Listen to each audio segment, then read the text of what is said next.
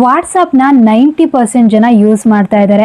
ಆದರೆ ವಾಟ್ಸಪ್ನ ಇನ್ಸ್ಟಾಲ್ ಮಾಡಿದಾಗ ಯಾವ ಅಪ್ಡೇಟ್ ಇತ್ತು ಅದೇ ರೀತಿ ಅಪ್ಡೇಟ್ಗಳನ್ನ ಯೂಸ್ ಮಾಡ್ತಾ ಇದ್ದಾರೆ. ಹೊಸ ಹೊಸ ಅಪ್ಡೇಟ್ಗಳನ್ನ ಬಂದಾಗ ನಾವು ಅಪ್ಡೇಟ್ ಆಗಲೇಬೇಕು.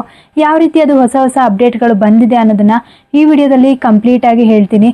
ಇವಾಗ ನಮ್ಗೆ ಯಾವುದಾದ್ರೂ ಹಬ್ಬ ಇತ್ತು ಅಂತ ಅಂದರೆ ಅದಕ್ಕೆ ನಾವು ಗೂಗಲ್ ಹೋಗ್ಬಿಟ್ಟು ಸ್ನ್ಯಾಪ್ ತೊಗೊಂಡ್ಬಿಟ್ಟು ಅದನ್ನು ಶೇರ್ ಮಾಡ್ತೀವಿ. ಆದರೆ ಹೊಸ ಹೊಸ ಅಪ್ಡೇಟ್ಗಳು ಬಂದಿದ್ದಾವೆ, ಅದನ್ನು ಯಾವ ರೀತಿ ಮಾಡೋದು ಅನ್ನೋದನ್ನು ನಾನು ಕಂಪ್ಲೀಟಾಗಿ ಈ ವಿಡಿಯೋದಲ್ಲಿ ಹೇಳ್ತೀನಿ. ವಿಡಿಯೋಲ್ಲೂ ಸ್ಕಿಪ್ ಮಾಡೋದಕ್ಕೆ ಹೋಗಬೇಡಿ, ಆದಷ್ಟು ವಿಡಿಯೋ ಕಂಪ್ಲೀಟಾಗಿ ನೋಡಿ. ನೀವು ವಾಟ್ಸಪ್ನ ಯೂಸ್ ಮಾಡ್ತಾ ಇದ್ದೀರಾ ಅಂತ ಅಂದರೆ ಈ ಎಲ್ಲ ಸೆಟ್ಟಿಂಗ್ಗಳು ಆಮೇಲೆ ಹೊಸ ಹೊಸ ಅಪ್ಡೇಟ್ಗಳು ತುಂಬಾ ಇಂಪಾರ್ಟೆಂಟು. ಬನ್ನಿ ವಿಡಿಯೋ 1 by 1 ನಾನು ಹೇಳ್ಕೊತಾ ಹೋಗ್ತೀನಿ. ವಾಟ್ಸಪ್ನ ನಾವು ಏನಕ್ಕೆ ಯೂಸ್ ಮಾಡೋದು? ಫಸ್ಟು ಜಾಸ್ತಿ ವಾಟ್ಸಪ್ನ ಮೆಸೇಜ್ ಮಾಡೋದಕ್ಕೆ ಯೂಸ್ ಮಾಡ್ತೀವಿ. ಮೆಸೇಜ್ ಮಾಡೋಕ್ಕೆ ಯೂಸ್ ಮಾಡಿದಾಗ ಈ ಮೆಸೇಜ್ ಫ್ಯೂಚರ್ಸಲ್ಲಿ ಏನೇನು ಮೆಸೇಜ್ ಮಾಡ್ಬೋದು, ಯಾವ ರೀತಿ ಮಾಡ್ಬೋದು ಅನ್ನೋದಾದರೆ, ಈಗ ನೀವು ಟೆಕ್ಸ್ಟ್ ಮಾಡಿ ಯಾರಿಗೋ ಸೆಂಡ್ ಮಾಡಿರ್ತೀರ, ಆದರೆ ಅಲ್ಲೇನೋ ಸ್ಪೆಲ್ಲಿಂಗ್ ಮಿಸ್ಟೇಕ್ ಆಗಿರುತ್ತೆ. ಯಾರೋ ನಿಮಗೆ ಅಫಿಷಿಯಲ್ ಆಗಿ ಇವಾಗ ಮ್ಯಾನೇಜರ್ಸು TLs ಅಂಥವ್ರಿಗೆ ಏನಾದರೂ ಶೇರ್ ಮಾಡಿದ್ದೀರಾ ಅಂದರೆ ಯಾವುದಾದ್ರೂ ಒಂದು ಸ್ಪೆಲ್ಲಿಂಗ್ ಮಿಸ್ಟೇಕ್ ಆಗಿತ್ತು ಅಂತ ಅಂದರೆ ಏನು ಮಾಡೋದು ಅಂತ ಗೊತ್ತಾಗಲ್ಲ. ಆಗೆಲ್ಲ ಏನು ಮಾಡ್ತಿದ್ವಿ ಅಂತ ಹೇಳಿದ್ರೆ ಡೈರೆಕ್ಟಾಗಿ ಡಿಲೀಟ್ ಮಾಡಿಬಿಟ್ಟು ಶೇರ್ ಮಾಡ್ತಿದ್ವಿ. ಆದರೆ ಈಗ ವಾಟ್ಸಪ್ಪಲ್ಲಿ ಹೋಗ್ಬಿಟ್ಟು ಅಲ್ಲಿ ಎಡಿಟಿಂಗ್ ಆಪ್ಷನ್ ಇರುತ್ತೆ. ಎಡಿಟಿಂಗ್ ನೀವಾಗ ಟೆಕ್ಸ್ಟ್ ಮಾಡ್ತೀರಿ, ನಾನು ಇಲ್ಲಿ ಪಕ್ಕದಲ್ಲಿ ಹಾಕಿರ್ತೀನಿ ನೋಡಿ. ಟೆಕ್ಸ್ಟ್ ಮಾಡ್ತೀರಲ್ವಾ, ಟೆಕ್ಸ್ಟ್ ಮಾಡಿದ್ಮೇಲೆ ಎಡಿಟಿಂಗ್ ಆಪ್ಷನ್ ಕಾಣುತ್ತೆ. ಆ ಎಡಿಟಿಂಗ್ ಆಪ್ಷನ್ ಹೋಗ್ಬಿಟ್ಟು ನೀವು ಯಾವುದನ್ನ ಮಿಸ್ ಮಾಡಿದಿರೋ ಅದನ್ನು ಅಲ್ಲೇ ಟೈಪ್ ಮಾಡಿಬಿಟ್ಟು ಮತ್ತೆ ರೀಶೇರ್ ಮಾಡ್ಬೋದು. ಈ ರೀತಿ ಬೇಕಾದರೂ ಎಡಿಟಿಂಗ್ ಮಾಡ್ಬೋದು. ಅದೇ ಒಂದು ಒಳ್ಳೆ ಅಪ್ಡೇಟು. ಇದನ್ನು ನಾವು ಟೀಮ್ಸಲ್ಲೆಲ್ಲ ಮಾಡ್ತಾ ಇದ್ವಿ, ವಾಟ್ಸಪ್ನಲ್ಲೂ ಈ ರೀತಿ ಮಾಡ್ಬೋದು. ಹೊಸದಾಗಿ ಫೀಚರ್ಸ್ಗಳನ್ನ ತರ್ತಾ ಇದ್ದಾರೆ. ವಾಯ್ಸು ಮತ್ತು ವಿಡಿಯೋ ಕಾಲ್ಗಳನ್ನ ನಾವು ಮಾಡ್ತೀವಲ್ವ, ಆ ವಿಡಿಯೋ ಕಾಲ್ ಮಾಡುವಾಗ ಅವಾಗೆಲ್ಲ ಮಿನಿಮಮ್ ಅಂತ ಹೇಳಿದ್ರೆ 4 ಮೆಂಬರ್ಸು ಈ ರೀತಿ ಇತ್ತು. ಆದರೆ ಈಗ ಅದಕ್ಕಿಂತ ಜಾಸ್ತಿ ಜನನ ವಾಟ್ಸಪ್ಪಲ್ಲಿ ಆ್ಯಡ್ ಮಾಡ್ಬೋದು, ಹಾಗೆ ಸ್ಕ್ರೀನ್ ಶೇರ್ ಮಾಡ್ಬೋದು. ಈಗ ಟೀಮ್ಸಲ್ಲೂ ನಿಮ್ಗೆ ಗೊತ್ತಿರುತ್ತೆ, ಟೀಮ್ಸಲ್ಲಿ ಸ್ಕ್ರೀನ್ ಶೇರ್ ಮಾಡಿ ಏನೇ ಮೀಟಿಂಗ್ ಇದ್ದರೂ ಟೀಮ್ಸಲ್ಲಿ ಮಾಡ್ತಾಯಿದ್ರು. ಆದರೆ ಈಗ ವಾಟ್ಸಪ್ಪಲ್ಲೂ ಅದನ್ನು ಮಾಡ್ಬೋದು. ಡೈರೆಕ್ಟಾಗಿ ಸ್ಕ್ರೀನ್ ಶೇರ್ ಮಾಡಿಬಿಟ್ಟು ಎಷ್ಟು ಜನ ಬೇಕಾದರೂ ಅಷ್ಟನ್ನು ಆ್ಯಡ್ ಮಾಡಿಬಿಟ್ಟು ಮೀಟಿಂಗ್ ತೊಗೊಳೋದಾಗಿರ್ಬೋದು, ಫ್ರೆಂಡ್ಸ್ ಜೊತೆ ಕಾಲ್ ಮಾಡೋದಾಗಿರ್ಬೋದು, ಈ ರೀತಿ ಏನಾದರೂ ವಿಡಿಯೋ ಕಾಲ್ ಮಾಡಿ ಮಾತಾಡ್ಬೋದು. ತುಂಬಾ ಈಸಿಯಾಗಿ ವರ್ಕ್ ಆಗುತ್ತೆ. ಹೇಗೂ ವಾಟ್ಸಪ್ಪು ನಮ್ಗೆ ಹೆಂಗೆ ಯೂಸ್ ಮಾಡೋದು ಅಂತ ಗೊತ್ತು, ಆದರೆ ಹೊಸ ಹೊಸ ಅಪ್ಡೇಟ್ಗಳು ಬಂದಾಗ ನಾವು ಅಪ್ಡೇಟ್ ಆಗ್ತಾ ಇರಬೇಕಾಗುತ್ತೆ. ಅದಕ್ಕೆ ನಾನು ಈ ಅಪ್ಡೇಟ್ನ ಹೇಳಬೇಕು ಅಂತ ಅನಿಸ್ತು.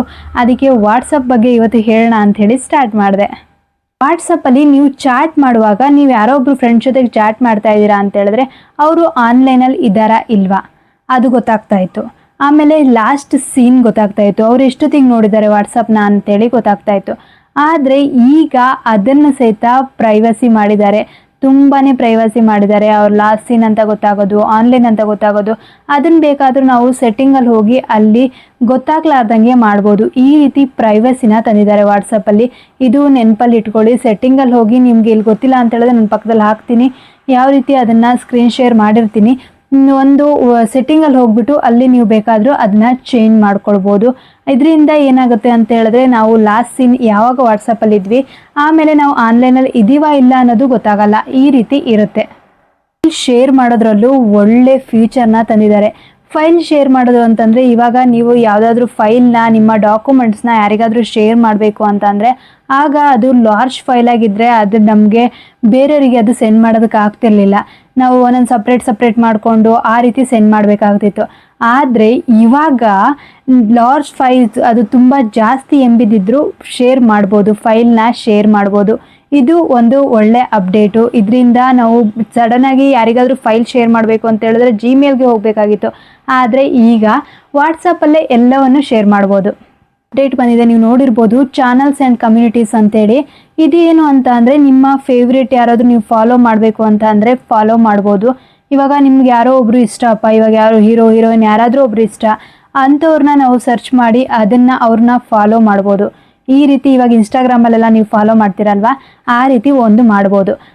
ಆದಮೇಲೆ ನಿಮ್ಗೇನಾದರೂ ಹೊಸ ಅಪ್ಡೇಟ್ಗಳು ಬರ್ತಾ ಇದೆ ಅಂತಂದರೆ ಅದು ಗೊತ್ತಾಗುತ್ತೆ. ಆ ರೀತಿ ನೀವೇನಾದರೂ ಯಾರನ್ನಾದ್ರು ಫಾಲೋ ಮಾಡ್ತಾ ಇದ್ದೀರಾ ಅಂದರೆ ಏನೇನು ಹೊಸ ಅಪ್ಡೇಟ್ ಇದ್ದಾವೆ ಅದು ಎಲ್ಲನೂ ಗೊತ್ತಾಗುತ್ತೆ.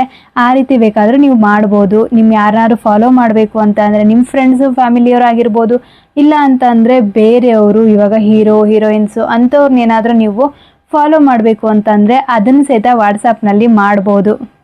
ಇದ್ರ ಜೊತೆಗೆ ನೀವು ವಾಟ್ಸಪ್ಪಲ್ಲಿ ಚೆಕ್ ಮಾಡಿದ್ರೆ ಗೊತ್ತಾಗುತ್ತೆ, ಅಲ್ಲಿ ಆಸ್ಕ್ ಮೆಟಾ AI ಅಂತ ಇದೆ. ಆಸ್ಕ್ ಮೆಟಾ ಎ ಐ ಅಂದರೆ ಇವಾಗ ನೀವು ಚಾಟ್ ಜಿ ಪಿ ಟಿ ಎಲ್ಲ ಯೂಸ್ ಮಾಡ್ತೀರಲ್ವಾ, ಇವಾಗ ವಾಟ್ಸಪ್ಪಲ್ಲಿ ಏನಾದರೂ ಟೆಕ್ಸ್ಟ್ ಮಾಡಬೇಕು, ಇಂಪಾರ್ಟೆಂಟ್ ಟೆಕ್ಸ್ಟ್ ಮಾಡಬೇಕು ಅಂತ ಅಂದರೆ ನೀವು ಡೈರೆಕ್ಟಾಗಿ ಚಾಟ್ ಜಿ ಪಿ ಟಿ ಹೋಗಿ ಚೆಕ್ ಮಾಡ್ತೀರಾ. ಆದರೆ ಈಗ ಚಾಟ್ ಜಿ ಪಿ ಟಿಲಿ ಹೋಗಿ ಚೆಕ್ ಮಾಡೋ ಅವಶ್ಯಕತೆನೇ ಇಲ್ಲ. ಇಲ್ಲಿ ಆಲ್ರೆಡಿ ವಾಟ್ಸಪ್ಪಲ್ಲೇ ಮೆಟಾ ಎ ಐ ಅಂತ ಇದೆ. ಅಲ್ಲಿ ನೀವು ಏನು ಬೇಕೋ ಅದನ್ನು ಟೈಪ್ ಮಾಡಿದ್ರೆ ಅದು ನಿಮಗೆ ಸ್ಕ್ರಿಪ್ಟ್ನ ಕೊಟ್ಬಿಡುತ್ತೆ. ವಾಟ್ಸಪ್ಪಲ್ಲೇ ಬೇಕಾದರೆ ಇದನ್ನು ನೀವು ಯೂಸ್ ಮಾಡ್ಕೊಳ್ಬೋದು. ನೀವು ಒಂದ್ಸಲಿ ಟ್ರೈ ಮಾಡಿ ನೋಡಿ, ನಿಮಗೂ ಅರ್ಥ ಆಗುತ್ತೆ ಅದನ್ನು ಯಾವ ರೀತಿ ಯೂಸ್ ಮಾಡೋದು ಅಂತೇಳಿ. ಇದಿಷ್ಟು ವಾಟ್ಸಪ್ನ ಅಪ್ಡೇಟ್. ಈ ಅಪ್ಡೇಟು ನಿಮ್ಗೇನಾದರೂ ಇಷ್ಟ ಆಗಿತ್ತು ಅಂತಂದರೆ, ನಾನು ಹೇಳಿರುವಂಥ ಹೊಸ ಅಪ್ಡೇಟ್ಗಳು ಇಷ್ಟ ಆಗಿತ್ತು ಅಂತ ಅಂದರೆ ನನ್ನ ಚಾನಲ್ನ ಸಬ್ಸ್ಕ್ರೈಬ್ ಮಾಡೋದನ್ನು ಮರಿಬೇಡಿ. 2 ಬೈಟ್ಸ್ ಕನ್ನಡ ಚಾನಲ್ನ ಸಬ್ಸ್ಕ್ರೈಬ್ ಮಾಡಿ, ಸಪೋರ್ಟ್ ಮಾಡಿ. ನೀವು ಸಪೋರ್ಟ್ ಮಾಡೋದ್ರಿಂದ ಬೇರೆ ಬೇರೆ ವೀಡಿಯೋಸ್ಗಳನ್ನ ಹಾಕೋದಕ್ಕೆ ನನಗೆ ಮೋಟಿವೇಶನ್ ಸಿಗುತ್ತೆ. ಆದಷ್ಟು ಸಪೋರ್ಟ್ ಮಾಡಿ. Thanks for watching. ನೆಕ್ಸ್ಟ್ ವಿಡಿಯೋದಲ್ಲಿ ಸಿಗೋಣ.